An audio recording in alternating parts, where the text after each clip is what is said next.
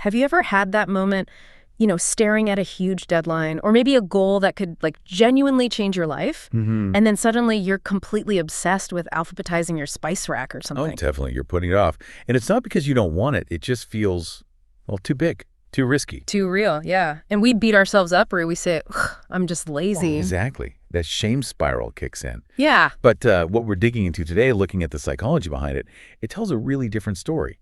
A much more, well, helpful one. Which is? You're not lazy. You're scared. Okay. So our mission in this deep dive is really to get past the usual productivity tips and understand what's actually going on underneath. The fear of failure, maybe even fear of success, or just being judged. Right. Let's unpack that core idea then, because it really shifts how you see these roadblocks, doesn't it? Yeah. The sources we looked at are pretty clear. Self-sabotage isn't some character flaw. No, not at all. It's not about lacking discipline. It's actually a defense mechanism. A pretty sophisticated one, really. Like a defense mechanism. Yeah. Your subconscious mind is actively trying to protect you from something it sees as a threat. Okay. So what's the logic there? In my head. It's often this kind of internal whisper, right?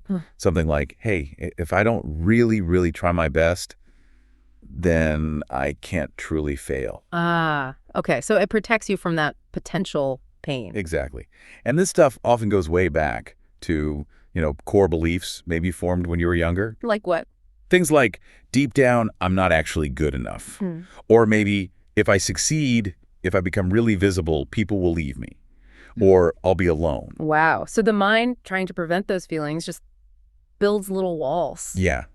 It manufactures these small obstacles. Suddenly you're exhausted for no reason, or you get flooded with distractions that seem urgent but aren't. Or just endless excuses. Right.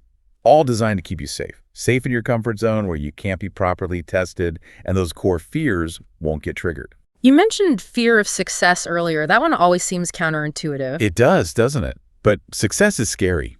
It changes things. It changes your identity, demands you be vulnerable, maybe puts you in the spotlight. And if being visible in the past led to, I don't know, rejection or criticism, then your mind basically learns progress equals danger. We saw this in the research. Ambitious people hitting the brakes right before a big promotion or launch. because that's the moment of maximum exposure. Precisely. They're right at the edge, where their absolute best effort is about to be judged. Okay, so that core insight is delaying feels safer than potentially failing after you've given it your all. You got it. If you procrastinate and then things don't work out, you can always say, well, I didn't really give it 100%. It's like a psychological escape hatch. That makes a lot of sense. But okay, if I know I'm scared, why is it still so hard to just do the thing? How do we actually break this cycle? Is it just about pushing harder? That's the key pivot. The sources really emphasize moving towards compassion, not just piling on more discipline. Discipline often backfires if that underlying fear is still running the show. Right, you can't just willpower your way through intense fear easily. So what are the steps then? How do we shift this? It starts with awareness, but a specific kind. Instead of judging yourself for avoiding something, you gently ask, okay, what am I actually afraid might happen here? What's the feared outcome if I succeed? Get specific about the fear. Exactly. And then step 2 is crucial. Self-compassion. You have to consciously replace that label. Stop saying I'm lazy. Let's say. I'm scared, or I'm feeling overwhelmed right now.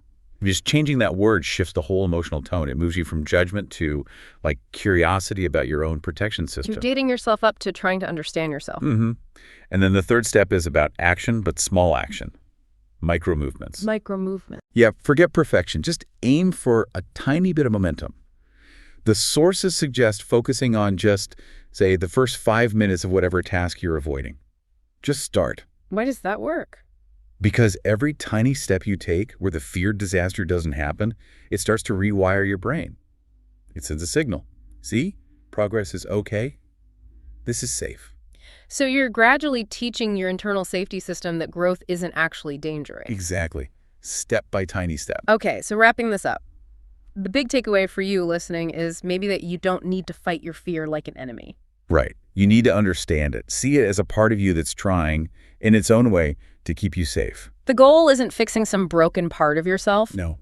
It's about helping that protective part feel safe with the idea of growth and change. And maybe just knowing that, just recognizing I'm not lazy, I'm scared, maybe that's the real starting point. That's the moment the internal conversation changes. And that's where the possibility for moving forward really begins. Something to think about next time you find yourself reorganizing your sock drawer.